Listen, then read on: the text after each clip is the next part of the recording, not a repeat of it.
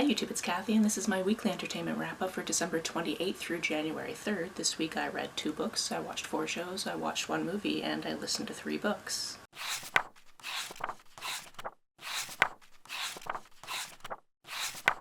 Happy New Year! This is the first video that I'm both filming and uploading in 2026. Which means that I've been making these weekly wrap-ups for 9 years now. Honestly, at this point, I'm just waiting to be like, I've been making these wrap-ups for 84 years. The first book that I finished this week is something I picked up for the holiday season, and that's 3 Holidays and a Wedding. This is a book about 2 different characters who happen to be traveling on the same plane from Denver to Toronto, going to celebrate various holidays. One of them is going to meet up with her boyfriend and his family and have Christmas there, although she really misses celebrating a celebration of Christmas and Hanukkah because she had a stepmother who was Jewish, so she did that growing up. However, there's some distance between them now and they haven't talked for a while, so she's missing that aspect of her holiday, but everything else is supposed to be perfect. Then we have Miriam, who's traveling to Toronto because her sister has decided that she's going to get married in Toronto on December 25th, and it's also Ramadan. So we've got 3 different holidays that can coincide around the same time frame, but don't always, because some of them kind of move around a little bit on the calendar depending on various things. But in 2000, they were all happening at the same time. And then her sister wanted to throw a wedding on top of that, which she ended up having to schedule because her sister's off with Doctors Without Borders and is too busy to schedule her own wedding, so she's got to do all the work. As they're on the flight, the storm of the season comes in and the plane has to land in this very small town called Snow Falls, and they are snowed in there and just trying to figure out whether or not anybody's going to be able to get there for the 25th. If you're the type of person that cannot suspend their disbelief for anything, this is not the type of book for you because you need to do that a fair amount. This is a magical town that I swear probably doesn't actually exist, because even though it's a tiny town, it's so multicultural. They have everything you could ever want for any of these holidays. Not to mention, this is where they film holiday movies and you might run into and fall in love with an actor. The opinions on this one are really mixed because I did end up enjoying the characters and I just kind of went with the flow and didn't take this book too seriously. Although the one thing that I was like, okay, no, I'm sorry, this is not gonna work for me, is the fact that on about the 22nd of December, there were these people trying to get together the holiday hoopla, which is something that happens December 25th every year in this small town apparently, and they didn't even have a script yet, and they get one of the characters to write the script, and I'm just like, if this is something this town does every year, you better believe that they have a script months in advance. As somebody who's on a board of a theater society and leaving today to go to a board meeting tomorrow where we're going to decide which show we're doing in the summertime, I think I have some authority on this. The other book I read with my eyeballs this week is Natural Beauty. I picked this up for the Taboo Topics quest on Pagebound, so I knew it was gonna get weird at some point, and it definitely does.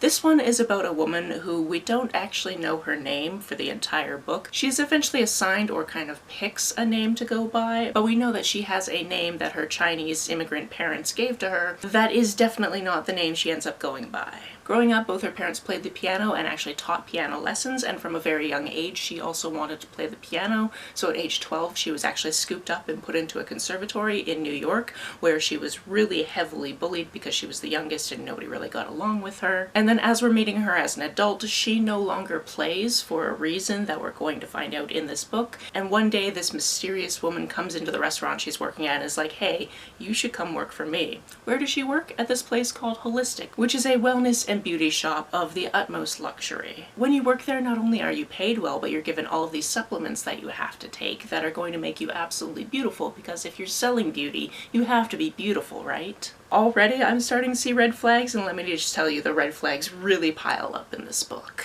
This definitely gets creepy and weird, and there's people touching people in very inappropriate ways, just casually, and then it's never really addressed how inappropriate it is. And then of course there's something much more sinister going on at this company. I enjoyed my time with this. I wanted to know what was going to be happening, but also I was taken aback many a times when I was like, what do you mean they just decided that everybody should be given the zenith of experience? Not that I need to try to not get demonetized, but I actually want people to be able to see this video, so I can't say certain words. But anyway, they've decided that all of their people should have this zenith of experience, if you know what I'm talking about, and don't even tell them that that's like something they require them to do. They just sit them down into this machine, and then like the machine starts doing things, and when the machine is broken, the person operating the machine just does the thing, and it's like, I didn't ask for that, what is happening? Needless to say, not a place I'd want to work at. As for the shows I watched this week, the first one is the 2nd season of Save Me, and this ends in such a way where I kind of wish there was a third season because I don't know how I feel about that ending, but there isn't. So I'm just left going,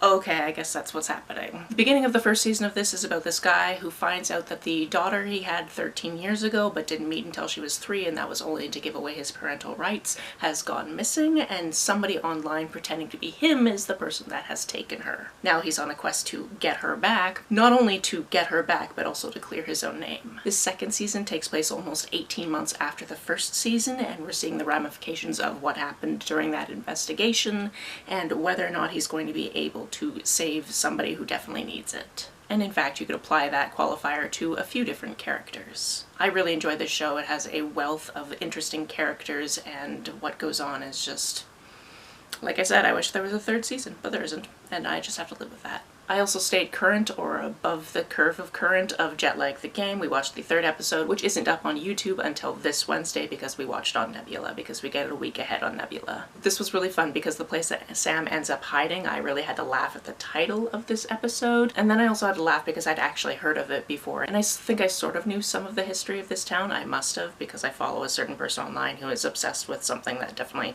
happens in this town, but I hadn't really taken that in a visual sense, so it was really interesting to actually see this town and see the difference between it and what most British towns look like. And that's all I can really tell you without spoilers, so let's move on. We also watched the last 4 episodes of Stranger Things Season 5, so now we've completed the series. As somebody who started watching the show when the first season first dropped, I must say that I really enjoyed seeing all of these kids grow up. Sure, some of the science gets pretty technical, and then there's certain things that you're like, you wouldn't expect a 15-year-old to understand that or be able to tell everybody else that's what's going on. But at the same time, I don't care. These kids are going through a lot, they've learned a lot, they're figuring things out, they're bringing people in to help with them. It's great. I also felt like the ending was very satisfying and left it kind of open-ended, which I enjoyed. We also watched the 2nd and 3rd episodes of the 2nd season of Fallout, which means that we finally got to Macaulay Culkin's character, which is the whole reason I was here, to be honest, because I went into this season remembering basically nothing, because I think the first season came out like, what, 3 years ago? So I vaguely remembered some of the things that had been happening, but not enough that I was like, oh yeah, I really actually care about this.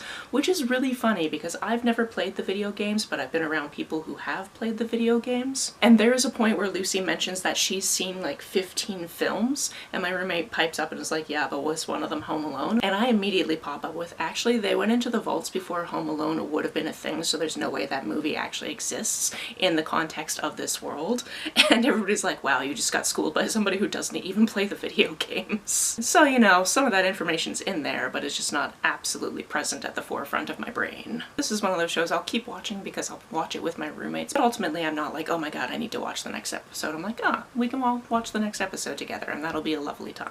As for the movie we watched this week, it was something I had never heard of before, and that's Eternity. In this one, we start out with an elderly couple who are on the way to a gender reveal party, and it's just them being adorable until something happens, and then one of them wakes up in the afterlife. This afterlife, however, is not exactly how he would have pictured it if he had ever pictured it in the past, and he has to suddenly decide which eternity he's going to spend his life in. But obviously, he wants to spend his life in whichever eternity his wife will choose. He doesn't know exactly which one she would pick, and he can't communicate based on that. So it becomes this whole idea of what to do so they can be together. However, this whole situation becomes incredibly complicated, and if you've never heard of this movie and don't know the premise, I'm not going to say any more than that. I thought that the costuming, styling, and set design of this were really, really solid for what was going on, and I felt that the acting was also super solid because the whole time I was watching Elizabeth Olsen, I was never taken out of the fact that this character is actually like a 90-year-old woman. This movie was absolutely delightful. As for the 3 audiobooks I listened to this week, listen, one of them is really, really short, and the first one I actually listened mostly to last week, but didn't finish until this week, okay? Not to mention I have a goal for 2026, which is going for an outdoor walk every single day of the year, so that's definitely going to help me ramp up my audiobook listening. Not that I don't already listen to a bunch of those, because as I found out in my December wrap-up, I listened to 92 last year. In any case, the first audiobook I listened to is Human Rites, which is the 3rd book in the Her Majesty's Royal Coven trilogy. There is in fact also a prequel book. I have it out from the library right now, but I haven't listened to it yet. Being the 3rd and concluding book in a trilogy, I can't really tell you too much, so if you haven't heard me talk about the previous books in this, Basically, it starts out, we meet these 5 witches, they're friends from childhood, and then we're seeing them as adults. And something that happens in this version of the UK that has magic is every once in a while there is a witch or a warlock who decides, hey, I have power, I could just take over the world, and a war ensues. One of these wars happened about 10 years previous to the timeline of our adults, and obviously there's ramifications from that, and the story goes from there. This series really does some drastic things. Also, you really get to know certain characters, which I absolutely love. And I can tell you I loved the 3rd book as much as I loved the 1st and 2nd books. The 2nd book that I listened to this week is The Serviceberry. This is a very short book about economics and economic models, with an overarching theme of the ecology of serviceberries. This talks about the capitalist model that we currently live in, but then it also talks about the gift economy. And the author writes it in such a way where you do really end up thinking about these situations and the ramifications of different ways of living. The author, of course, also does it much more eloquently than I do, so I suggest picking it up. The 3rd audiobook I listened to is the 4th in the A Rip Through Time series, which is Death at a Highland Wedding. In this one, our main character Mallory, her employer Dr. Gray, his sister Isla, and their mutual friend Hugh McCready are all going off to a wedding in the Highlands. It seems that his little sister Violet is getting married to one of his friends that he grew up with and went to school with, and it's only going to be a little awkward because his family actually kind of excommunicated him, but his little sister still is on good terms with him. So he's going to have to see his parents, which he's not very excited about, but he gets to see his sister, which he's very excited about. One of the things that complicates this whole situation is the person that his sister is marrying ends up to also be the brother of the woman that he was supposed to marry 10 years ago, and he broke off the engagement. So this is a very awkward event for Hugh in particular. And then from the title of the book, you can guess that once they get there, something happens, they have to solve a murder. I absolutely love the writing in this series because characters are completely nuanced. You could very easily just be like, oh, this character sucks, and he's just gonna be the character that sucks, and that's fine. But if you end up knowing anything more about that character, that idea is slowly dismantled by actually getting to know them, and even though they have some sucky qualities, they might not suck completely. Obviously, I am very eloquent. But the other thing about the writing in this series, which is so unique, is because our main character in this series is actually from 2019, she can use all of this different vocabulary, and it's actually really fun when she trips up on the vocabulary and has to like walk it back to whatever's appropriate in this time frame, which is 1870. And she can complain about things such as going all the way to this wedding. It takes like an entire day of traveling, whereas it would probably take an hour by car in our time frame. There's also tons of different things that have to do with forensics, which don't really matter in this time frame because they have no way to test for them. But that doesn't stop Mallory from being like, stop touching things at the scene, I want to get fingerprints, which isn't even a science that's accepted right now, and that type of thing. We're also in a very unique position because obviously she comes from a society that is much more free and open with people's abilities to kind of do what they want within context, whereas in this society there are very specific rules, and if you don't meet those rules then there's an entire scandal and it's a whole big thing. And she has to work within those confines, even though it would be so much easier if she could go just talk to her friends whenever she wants. This is the final book that's out in this series so far, but the 5th book is coming out in May, and I've already told my library app to tell me as soon as it comes out because I want another story with these characters. I absolutely love this storyline. That's it for this week. If you've read, watched, or listened to any of these, let me know about it down in the comments below. On the way down in the comments, if you hit that subscribe button, that'll be very nice of you. If you don't feel like leaving a comment but want to make sure that I know you were here, just leave me an emoji or a smiley face if you happen to be on your keyboard. Some people have asked if there's a way to financially support this channel, so I set up a Ko-fi account, which is a digital tipping service. The link for that, as always, is down below. You can like and share this as you see fit, and I will see you very soon. Bye!